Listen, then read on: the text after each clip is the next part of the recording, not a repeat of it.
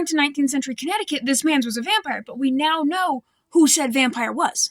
If you were unaware of it, in addition to doing witch trials, New England also had a little thing called a vampire panic. Now, back in 1990, specifically in Griswold, Connecticut, there was some work being done at a gravel quarry when all of a sudden a coffin came out of the ground and they're like, oh shit, there's a dead guy here. The coffin said JB55 on it, and they're like, who the fuck is JB55? Well, they were like, this guy is JB55, but does JB55 have an actual name? I'll tell you who we think the guy is in a second, but I brought up vampires. Now, in New England, one of the methods to deal with vampires was to remove the deceased from their grave, remove their heart, and then burn it. And that bada bing, bada boom, that's going to stop the vampire. However, Homeboy was presumably in his grave long enough that his heart had decomposed, and they couldn't do that method. So they're like, hey, he's still messing with us. We need to use a secondary method.